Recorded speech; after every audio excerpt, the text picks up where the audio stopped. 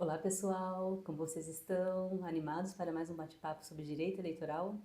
Hoje nós vamos falar a respeito das condutas vedadas do artigo 73, inciso 1 da Lei 9.504 de 1997, a Lei das Eleições. Então, sejam bem-vindas e bem-vindos ao canal Memento Eleitoral para mais esse bate-papo.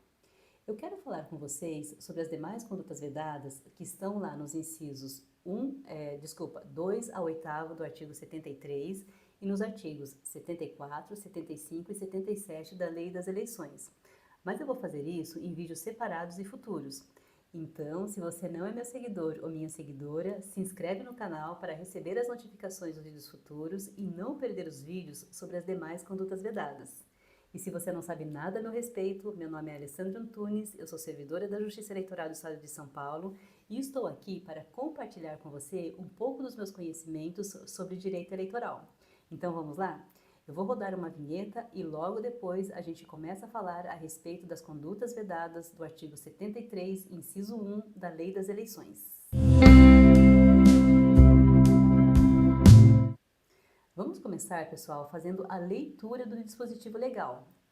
O que diz esse dispositivo legal? O artigo 73 caput diz o seguinte: são proibidas aos agentes públicos, servidores ou não, as seguintes condutas tendentes a afetar a igualdade de oportunidades entre candidatos nos pleitos eleitorais. E o inciso 1, que é o objeto aqui do nosso estudo, diz assim: ceder ou usar em benefício de candidato, partido político ou coligação bens móveis ou imóveis pertencentes à administração direta ou indireta da União, dos Estados, do Distrito Federal, dos territórios e dos municípios, ressalvada a realização de convenção partidária. Só pela leitura desse dispositivo legal, nós já conseguimos extrair vários aspectos importantes sobre a conduta vedada. Primeiro, que é proibido ceder ou usar bens móveis ou imóveis quando eles pertencerem a qualquer uma das unidades da federação, seja da administração da União, dos estados, do Distrito Federal ou dos municípios. Também não pode pertencer aos territórios. Os territórios eles não fazem parte das unidades federativas. Quem já estudou direito administrativo vai lembrar que os territórios são autarquias da União. Na verdade, o legislador aqui ele nem precisaria ter colocado aqui territórios, porque ele já falou que bens pertencentes à administração direta ou indireta, e as autarquias fazem parte da administração indireta. Mas ele resolveu frisar aqui essa questão dos territórios, então nós sabemos que não é possível ceder ou usar bens móveis ou imóveis também dos territórios. E pessoal, qual que foi o objetivo do legislador ao editar essa conduta vedada? Bem, ele quis impedir que os atores do processo eleitoral utilizassem os bens da máquina pública para obter vantagem na corrida eleitoral em detrimento de seus concorrentes. E quem são esses atores do processo eleitoral? São as pessoas candidatas, os partidos políticos, as coligações e as federações. E aí eu sei que vocês estão pensando, Alessandra, mas lá no inciso 1 do artigo 73 não fala em federações. E é verdade. Contudo, nós devemos nos lembrar que a Lei das Eleições é de 1997 e as federações foram criadas em 2021 pela Lei número 14.208. E elas possuem os mesmos direitos e as mesmas obrigações dos partidos políticos. Então, elas devem se abster também de praticar condutas que são proibidas pela lei. E se nós voltarmos aqui ao texto legal, pessoal, deixa eu voltar aqui, nós vamos ver que o texto, ele fala que é proibido usar ou ceder bens móveis ou imóveis pertencentes à administração. Bem, aqui nós temos que ter um certo cuidado, porque nós devemos fazer uma leitura mais abrangente dessa expressão pertencente à administração, para que ela abranja o bem que tenha qualquer vínculo com a administração pública, seja um vínculo de propriedade, de posse, de detenção, de depósito, de locação e assim por diante. Então, se o bem estiver na posse da administração pública para a prestação do serviço, ele não pode ser usado ou cedido para beneficiar determinada pessoa candidata, partido político, coligação ou federação. E aí, né, pessoal, como tudo na vida, existem as exceções. E quais são as exceções aqui? Bem, as exceções aqui são os bens de uso comum e os bens em áreas de uso compartilhado pela comunidade. E por que isso? Bem, se nós nos lembrarmos do conceito de bens de uso comum, nós vamos ver que eles são aqueles que podem ser utilizados por qualquer pessoa, inclusive por qualquer pessoa candidata, independentemente de autorização ou pagamento. Então, não faria sentido haver uma vedação de uso desses bens por pessoas candidatas ou por partidos políticos, coligações ou federações, já que eles podem ser usados por qualquer pessoa. E qual é um exemplo de bens de uso comum? Eu vou dar um exemplo que é aquele local em que as pessoas candidatas costumam fazer comícios, as praças públicas. Podemos citar também as praias, os jardins e assim por diante. São lugares que todos têm acesso, independente de autorização e pagamento. São locais pertencentes, né, à administração que qualquer pessoa pode fazer uso. E aí, pessoal, eu trouxe aqui para vocês, e agora esses slides ficam voltando, eu não sei porque, deixa eu tentar corrigir isso, pessoal, senão vai ficar chato aqui.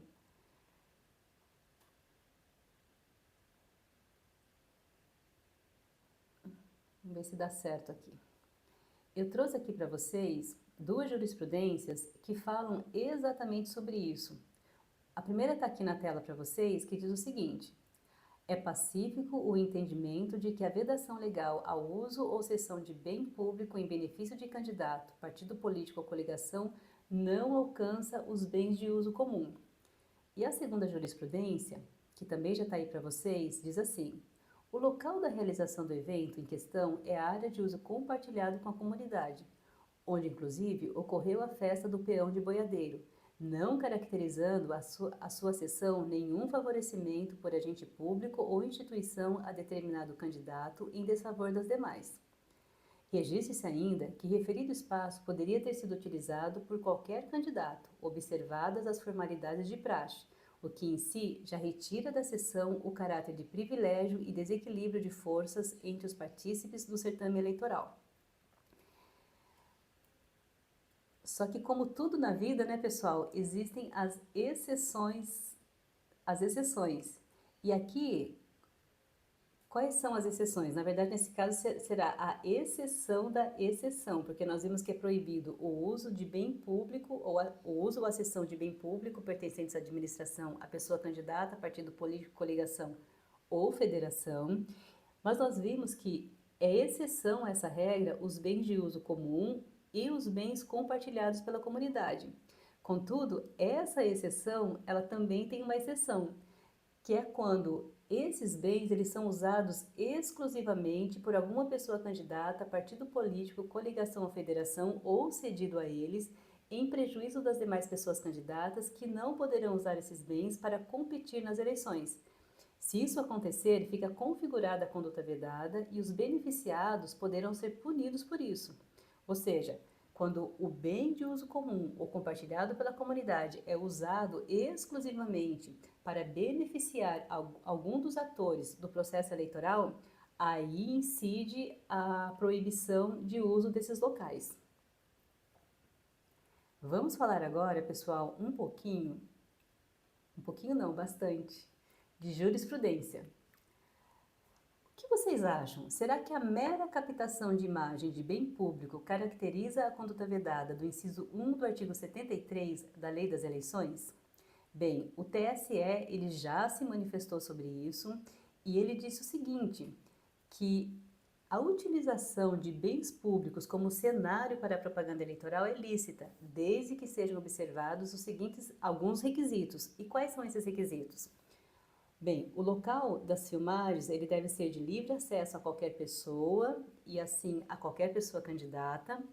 O serviço ele não pode ser interrompido em razão das filmagens e a utilização deve se restringir à captação de imagens sem encenação. Então, pessoal, a captação das imagens do estabelecimento público ele deve servir somente como um pano de fundo para ilustrar as propostas que a pessoa candidata tem para determinada área relacionada ao local da filmagem. Então, por exemplo, Digamos que determinada pessoa candidata queira fazer uma propaganda eleitoral divulgando as suas propostas sobre a área da saúde. Então, ela pode se dirigir até um posto de saúde e usar aquele cenário como pano de fundo de sua propaganda eleitoral.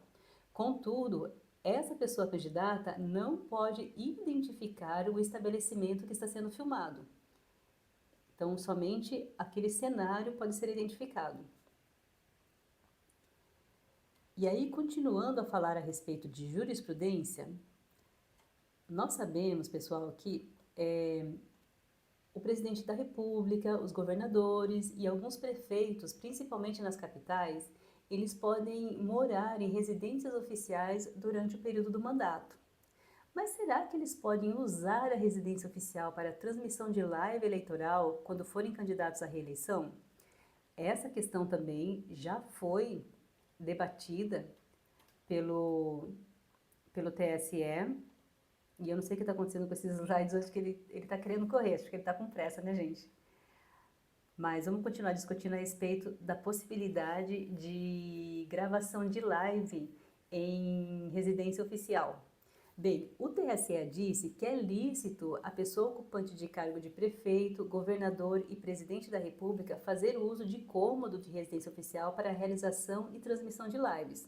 Contudo, o ambiente utilizado, ele deve ser neutro, sem símbolos ou objetos de decoração que associem o local ao poder público ou ao cargo ocupado. Além disso, a participação ela deve ser restrita ao chefe do Poder Executivo, que está concorrendo à reeleição. O conteúdo divulgado ele deve se referir exclusivamente à candidatura e não podem ser utilizados recursos materiais e serviços públicos, nem servidores ou servidoras da administração pública direta ou indireta para a gravação dessas lives. No caso da administração indireta, são os empregados públicos e as empregadas públicas, eles não podem ser usados para a gravação dessa live.